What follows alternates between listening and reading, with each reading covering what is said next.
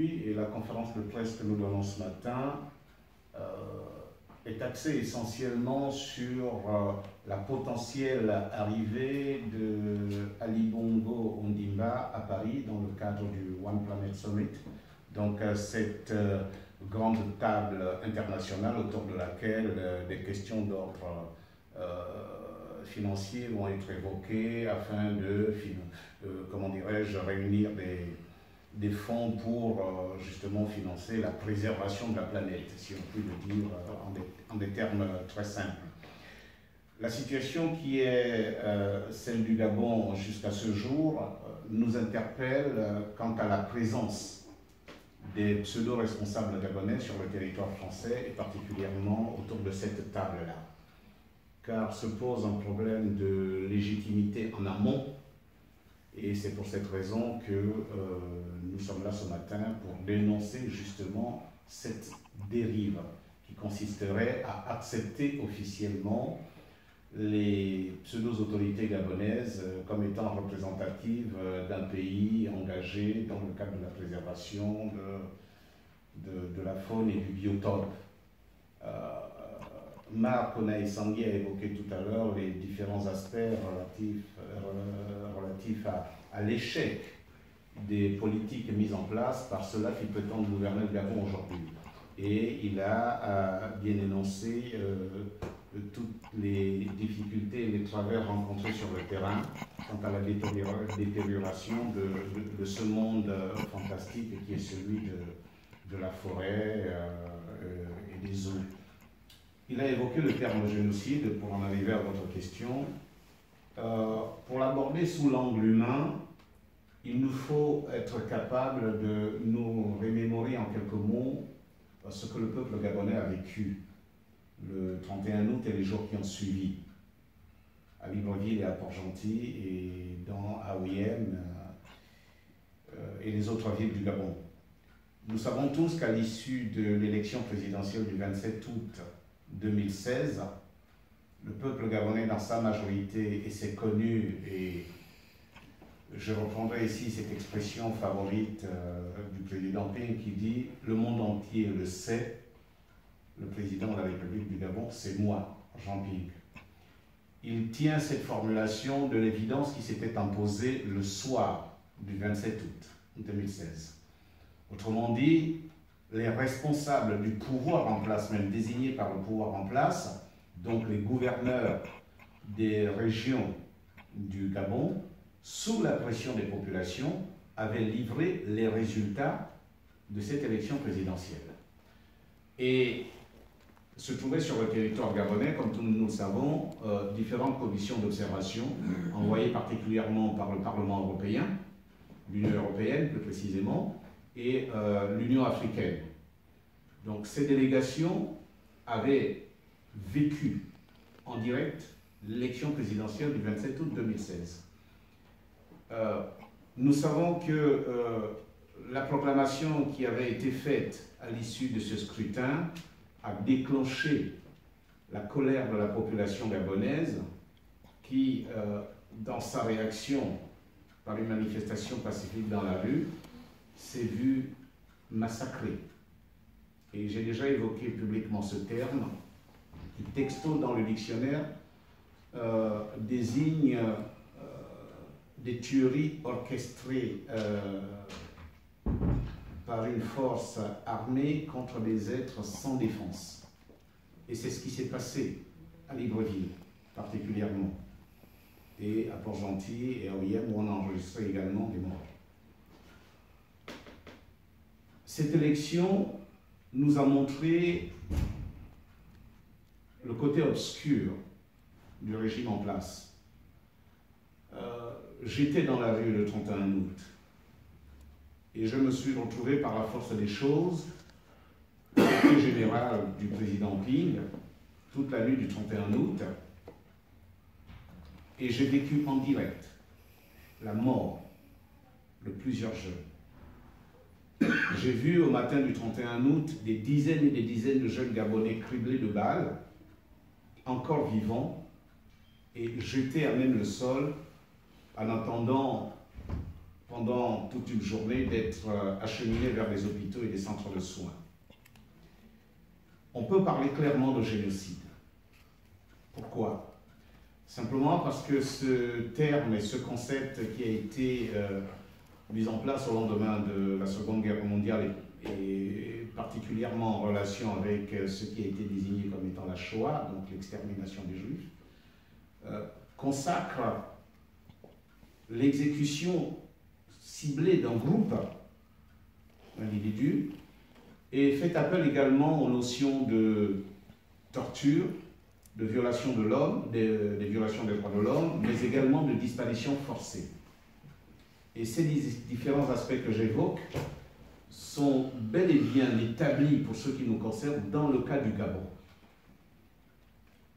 Et nous savons tous qu'à l'issue de ces sombres journées, une initiative a été prise pour saisir la Cour pénale internationale, et nous avons déjà une démarche dans le sens d'une enquête préliminaire qui avait été initiée il n'y a pas longtemps, en juin dernier, par le parquet de la Cour pénale internationale à Libreville. Nous savons également qu'il y a des procédures qui sont ouvertes devant les tribunaux de Paris. On peut être quasi certain que tous ces faits tombent sous l'acception de génocide, la définition de génocide. Ce que nous voulons dénoncer, nous, c'est la lenteur avec laquelle les choses se font.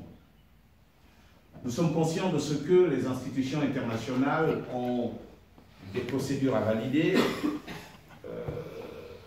un process assez particulier qui permet de mettre en mouvement les différentes actions édictées dans leur statut. Mais nous constatons que la France, qui est le principal partenaire du Gabon et qui se trouve impliqué de la façon la plus expresse dans cette crise, n'affiche pas le comportement qui est attendu par les Gabonais. On peut se féliciter cependant de l'attitude des hommes politiques français, parce qu'il faut savoir que dans cette affaire, il y a eu des prises de position qui ont été pour nous très claires au lendemain de cette élection, qu'il s'agisse de M. Mélenchon ou du député Yves Jadot, et même des réserves émises en leur temps par l'ancien Premier ministre Manuel Valls et le ministre des Affaires étrangères Jean-Marc Ayrault. Tous s'étaient accordés pour constater que le processus électoral et la proclamation qui en avait été faite ne correspondait pas aux normes classiques d'une élection et que la légitimité de M. Ali Bongo était totalement remise en cause, puisqu'on faisait état de fraude énorme et flagrante. Mais il est bon de noter également la déclaration du président Macron lui-même. Emmanuel Macron avait énoncé cette phrase aujourd'hui retenue par une grande partie des Gabonais en faisant allusion à l'élection d'Ali Bongo. Il avait dit que cette élection appelait à un jugement circonstancié. À partir de ce moment-là, les Gabonais ont pris acte de ce que l'élection présidentielle qui avait été clairement remportée par Jean Ping à plus de 60% est reconnue comme telle par les Gabonais eux-mêmes et par l'ensemble des observateurs internationaux qui avaient été sur le terrain. Cette élection était consacrée définitivement dans la conscience collective de tout le monde. Il fallait donc remettre les choses dans l'ordre. Et c'est ce que nous attendons. Il est intéressant de noter également que la France n'a jamais pris une déclaration quelconque ou une invitation quelconque adressée à l'endroit de M. Ali Bongo Ondimba en qualité de président de la République gabonaise élu à l'issue de l'élection du 27 août 2016. Sa prochaine venue en France, si et seulement si elle se faisait, il le ferait essentiellement en qualité de coordonnateur du comité des États impliqués dans la question du réchauffement climatique. C'est la position du Gabon qui lui permet d'arriver ici, en tant que coordonnateur de cette institution. et non pas en tant que président de la République gabonaise.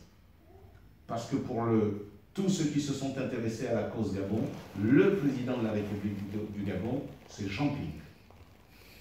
Maintenant, nous nous plaignons de cette lenteur et nous espérons que, après que le Parlement européen ait adopté cette fameuse résolution le 14 septembre dernier, et dans laquelle les députés européens, qui sont la volonté de 27 États réunis, interpellent ouvertement et directement la France et l'incitent à s'engager fermement dans la résolution de la crise au Gabon. Donc, cette interpellation, pour nous, a une base légale, internationale, qui doit permettre justement de ramener la sérénité dans notre pays, c'est-à-dire de permettre au président Jean Ping d'accéder officiellement à l'exercice du pouvoir, donc à la magistrature suprême, mais également d'ouvrir cette enquête internationale qui est sollicitée par le Parlement européen et qui a été soutenue par la dernière déclaration de Jean-Yves Le Drian à une réponse, à travers une réponse à la suite d'une interpellation du député Jean-Luc Mélenchon. La France soutient la mise en place de cette organisation, de cette enquête internationale qui est sollicitée par le Parlement européen avec le concours de l'ONU. Donc nous avons là des instruments internationaux qui nous permettront très rapidement, si et seulement si on veut respecter le timing de la mise en place de ce mouvement-là, pour qu'enfin le Gabon retrouve la sérénité. Parce que le Gabon s'enlise et s'enfonce de plus en plus aujourd'hui dans une situation chaotique. Nous avons de pseudo-gouvernants qui contribuent davantage à la déliquescence du tissu social et à la mort de l'économie gabonaise, en continuant à prendre des actes et à poser des actes indignes de responsables politiques. Je fais appel ici à la question des emprunts que sollicite le Gabon à travers le monde et des prêts donc, qui leur sont accordés par différentes institutions. Le Fonds monétaire international, l'Agence française de développement, mais également la BAD, se sont engagés à accorder des prêts au Gabon à travers ces pseudo-dirigeants.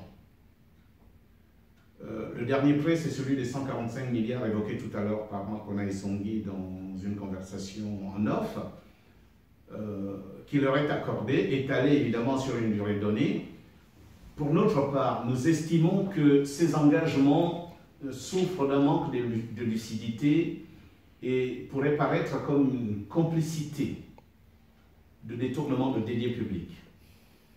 Le président Chirac évoquait à l'époque le principe de précaution élémentaire qu'il faudrait dorénavant, qui a été inscrit dans les textes et qui devrait être observé avant la mise sur le marché d'un certain nombre de produits.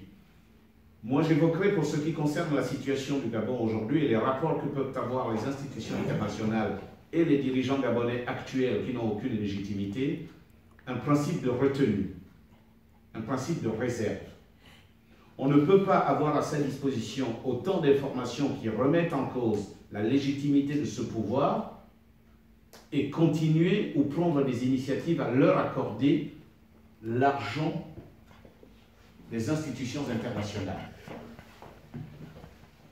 Si on refuse aujourd'hui de parler tout le temps de responsabilité historique en ce qui concerne la France, nous sommes en plein nom à évoquer ce que nous pourrions désigner comme étant une responsabilité future.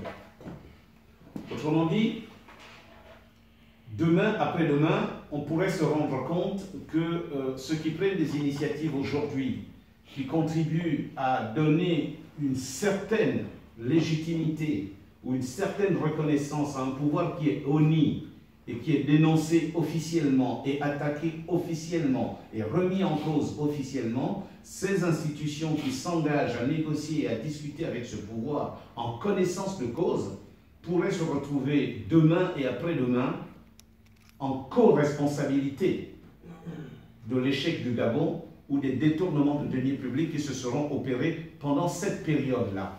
Parce qu'ils auront eu l'information nécessaire et n'auront pas pris les précautions nécessaires pour se prémunir de cette responsabilité future. Donc, je conclurai sans tirer en longueur sur cet aspect de la question que génocide, oui, nous nous sommes convaincus qu'il y a eu effectivement génocide. Et les différents éléments versés au dossier de la Cour pénale internationale par la voie du parquet de cette institution nous confortent dans la position qui est la nôtre. Je profite de l'occasion pour dire ceci. J'ai entendu un de ces pseudo-responsables remettre en cause la notion de l'enquête internationale, l'idée de l'enquête internationale évoquée par le Parlement européen et souhaitée par celui-ci, en estimant que la Cour pénale internationale était saisie, donc il n'était plus nécessaire qu'il y ait une enquête internationale sous l'égide de l'ONU.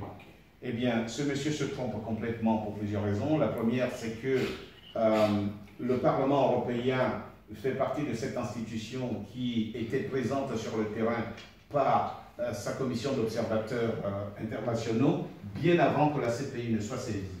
Donc il y avait une primo-saisine, donc antérieure à la saisine de la CPI. Il n'y a pas de discussion là-dessus. Deuxièmement, quand on n'a rien à cacher, on n'a pas à s'inquiéter d'une enquête extérieure, d'une enquête internationale. Bien au contraire, deux enquêtes ne seraient pas de trop pour justement voir clair dans ces inquiétudes qui habitent les populations gabonaises. Parce qu'on parle quand même de fausses communes, on parle de disparition forcée et on parle de personnes exécutées froidement par un régime toujours en place. Je conclus donc pour dire que cette venue n'est pas appréciée par la diaspora gabonaise en France et nous allons manifester pour la dénoncer. Mais nous retenons également que officiellement ces autorités se réclamant comme telles n'ont jamais été reconnues officiellement par la France et que le déplacement du Gabon sur le territoire français dans le cadre de ce One Planet Summit ne se fait que dans le cadre du comité de l'ensemble des pays africains représentés par le Gabon. Et il se trouve que pour le moment, c'est M. Ali Bongo Ondimba et son équipe qui représentent le Gabon illégalement, illégitimement, mais nous dénonçons cette arrivée ici à Paris.